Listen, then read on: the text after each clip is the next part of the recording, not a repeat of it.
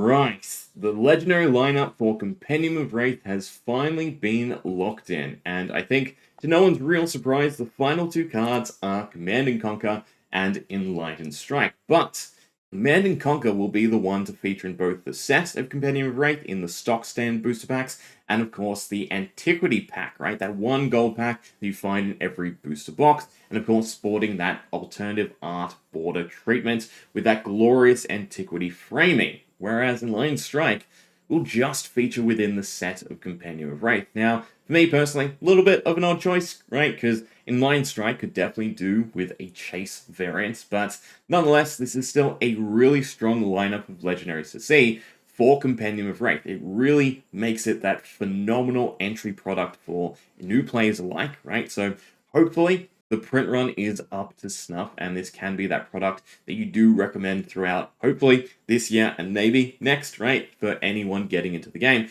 But still, for veteran players, right, these are definitely legendaries that you will want copies of, because they are just a phenomenal set of generic staples that you really want in your back pocket for whatever deck you're trying to make or transition to. So, yeah, altogether, it is a phenomenal lineup. Now, again, Enlightened Strike will just be within the Compendium of Wraith booster packs, the normal stock standard set, and Command & Conquer will feature in both the set and, of course, the Antiquity pack. Now, as per the Rainbow Foil reprint policy, right, any card featuring alt art treatment can feature as a Rainbow Foil. So, for instance, we know that the legendaries for the cards that feature in both the set and the Antiquity pack, it's non-foil for the set, and then Rainbow Foil with that alt border treatment in the Antiquity pack. But Enlightened Strike does sport some new jacked artwork for the card, so it can actually feature as both a non-foil and a rainbow foil within the set of Compendium of Wraith itself, right? Which I think is probably how they will handle it. Now,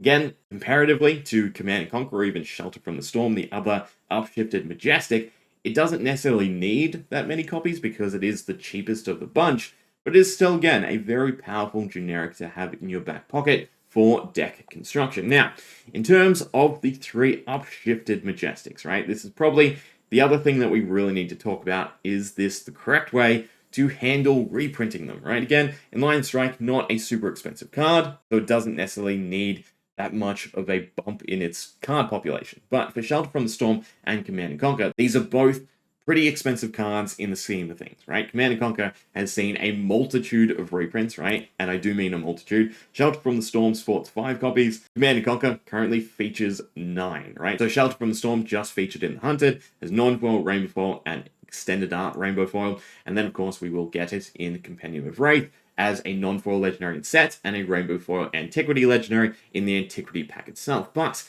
Command & Conquer has a lot of copies, and of course still holds a hefty price because it is just an all-around powerhouse card when it comes to Flesh and Blood. There really isn't a comparative card to it. Shelter from the Storm, again, it has its utility, right? Being able to discard and prevent 3 instances of 1 damage, and then just serving as a 0-4 defense reaction. But, you know, we have Sync, we have Fate Foreseen, so it really depends on how much you value that utility effect. Whereas Command & Conquer, there is just no other card like it. It is a tremendous amount of value, especially when you get its lock effect off and you stop your opponent playing a defense reaction from Arsenal, and then you destroy it as well, right? Because that is just a whole lot of value tied to this one single card. And there really isn't a way for them to print anything that doesn't eclipse it, right? Without, you know, in a sense, breaking the game. And anything they do print that sort of mimics it ends up falling really short or gets stacked along with it, right? Where you'd rather take both instances of this type of effect rather than obviously just, you know, use a cheaper alternative to Command & Conquer. So in this sort of perspective, both of these cards, again, do have a high value to them, more so than Enlightened Strike.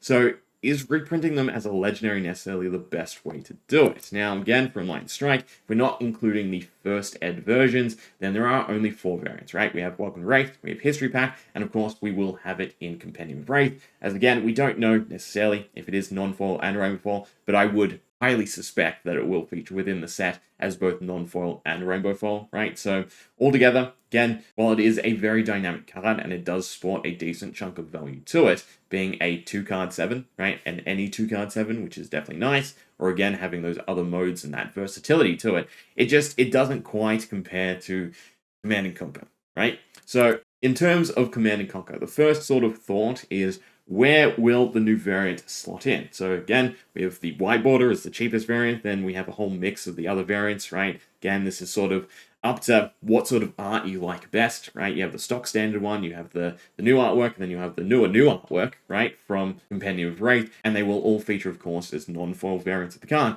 But then you have the chase variants. You have the EA from the Hunted, and of course you'll now have the Antiquity version from Compendium of Wraith, and of course the Fabled from Dynasty. We're going to exclude the Heavy Hitters promo, right, because I think that card is probably in one ear, out the other for most people. But generally speaking, this is where I'd see things stack up, right? White border cheapest, then the whole collection of the other variants, and then of course the EA from Hunted. And I do think that the Antiquity version will end up being pricier than the EA from the Hunted, and of course the Fable at the tippity top. And the reason for that, right, is in terms of pull rates. Now, it's kind of weird because, generally speaking, the white border variant is harder to pull than the original Arcane Rising variant, but it is generally cheaper. We don't know the print size of history packs, so that could mean that overall there's a higher population, but, you know, in terms of just straight pull rates, it is kind of rarer than the Arcane Rising variant, right? Now, for the EA Command & Conquer, the new Antiquity version, and of course the Fable, I'm just using rough estimates, right? So 1 in 1,200 packs for the Command & Conquer EA from the Hunted, and the reason that the Command & Conquer from Compendium of Wraith is going to be slightly higher is because it has that larger legendary pool, right, competing with itself. So for Command & Conquer, there were 6 legendaries overall as those high rarity versions, right, Cold Foil, in this case Rainbow Foil EA for Command & Conquer, whereas again, the Antiquity version of Command & Conquer will have 7 legendaries overall, meaning that's about 1 in 1,400, that slight bump over Command & Conquer if they do use somewhat similar rates. Now, LCS, of course, can be generous, right? And they might make it a little bit easier to pull legendaries in Compendium of Wraith, who knows? So it might end up slotting below, but there are also those other sort of factors that go into just the held mentality for these types of cards. And that is, it does come from the Antiquity pack rather than the set itself. And that itself might end up putting a little bit more value to its overall rarity, right? And then of course, Command & Conquer Fable, it's at 1 in 1920, but I wouldn't be surprised if it's a bit higher than that, right? That's just going off of, you know, general Fable rules, but it's a little bit of an oddball because it only came as a cold foil, and it was during that early time of swapping over to Fab 2.0. But generally speaking, the real crux of it that we want to talk about is what is it like going from a Majestic to a Legendary, right? So again, using Command & Conquer from Arcane Rising, it was 1 in 120 packs roughly for a Command & Conquer, right? For a Legendary Command & Conquer, a stock standard version from the Hunted, it's about 1 in 576. That's a 4.8 times multiplier to its rarity, its pull rate, and in a sense, its population. So upshifting to a Legendary is such a drastic decline in its volume. So out of 100,000 boxes of Arcane Rising, and the print run was higher than that, that would mean about 20,000 copies of Command & Conquer. We took 100,000 boxes of the Hunted, and in terms of, you know, an overall print run estimation, the Hunted isn't actually going to be hugely greater than Arcane Rising, right? I think Arcane Rising was 180,000, something around that. So, you know, the Hunted is probably within that 200 to 250,000 range, but still, even if it was double Arcane Rising, it would be 20,000 copies to 8,000 copies, right? That is such a drastic difference. Upshifting to a Legendary for a Majestic is a huge decline in its overall population, right? It's just adding a few drops to, again, a half-full glass in a sense when we think about demand and how many people do want copies of Command & Conquer. So let me put it this way. For Legendary equipment, right, it's basically 1-to-1, right? They featured as a Legendary in a previous set, and they're a Legendary now. So pull rates are roughly similar, right? Again, the card pool sort of deviates a little bit, but generally speaking, it's 1-to-1, especially in the case that, unlike, for instance, Crown of Providence being reprinted in Dusk Till Dawn, we are getting 2 variants of each Legendary, right? So 1-to-1 for a Legendary reprint, meaning that, again, whatever the print size is for Compendium of Wraith, we're just dumping an equivalent amount, in a sense, to the current supply of Legendaries from those previous sets. But for an upshifted Majestic, even if we lowball it, we go with a higher pull rate than Arcane Rising, because nowadays Majestics are about 1 in 160, right? Generally for most sets. History pack was slightly higher, but, you know, again, we play with the numbers and we make it as favorable as possible, right? So 4-to-1 is a reasonable rate for an upshifted Majestic. So that's rough, right? That is rough. That is, again, adding a small amount into the current population. So I can't see, obviously, Command & Conquer dropping as much as any of the other legendaries that feature as reprints within Compendium of Wraith. So the set will do wonders to rein in Tunic, to rein in Crown of Providence, to rein in Bounce Justice and Quick Dodge Flexes. But when it comes to the upshifted Majestics, it's not really going to do enough, in my opinion, right? Because I do think that the legendary equipment should probably be more expensive than the Majestics themselves. Not to mention, then, of course, you have the whole 3 copies make a playset for any given Majestic, and there will be people who obviously want, for instance, matching sets. So they will just want the Compendium of Wraith versions, or they'll just want the older versions, and that's just going to be a whole other dynamic that affects the market. But yeah, upshifting Majestic to a legendary to reprint it isn't really a strong way to reprint it.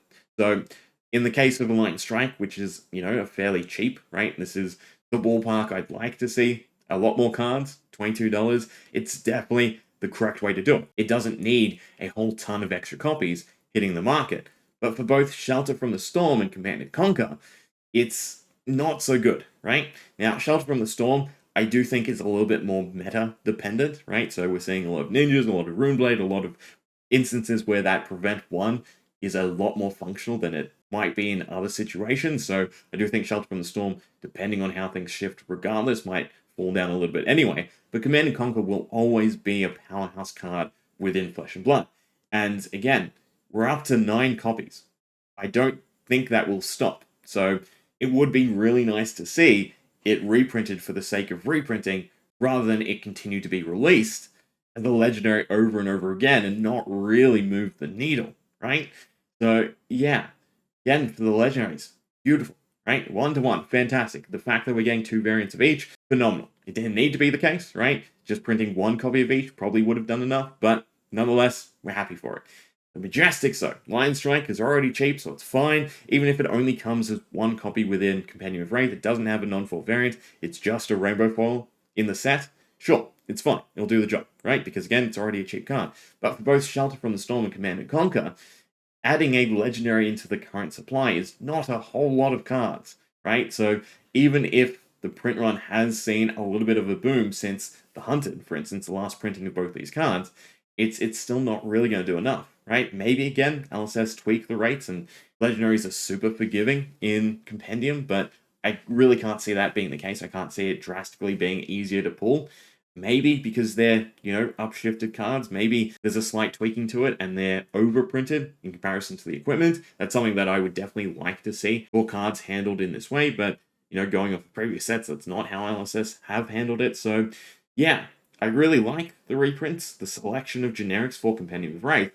But I'm not a big fan of the upshifted Majestics to legendaries, because again, it's just such a small amount of cards overall added to the population, right, to try and help with the current demand and the pricing of these cards. I mean, again, for Command & Conquer, cheapest variant, the whiteboard variant, is $60, so it's $180 for a playset. And maybe, sure, that comes down just because of the thought of Command & Conquer being reprinted, but the other scenario there is we had the Hunted, right? We've recovered from the Hunted, and I think that mentality sort of sticks. We know what's to come. We know sort of how many get opened and enter the market. So I can't really see Command & Conquer falling a lot, right, and rebuilding itself, because I think a lot more people are prepared, in a sense, right, to see Command & Conquer as a legendary reprint, as a hard chase card in Compendium of Wraith, rather than, again, as a somewhat needed reprint. So with that said, again, phenomenal lineup overall, and these are much needed reprints, so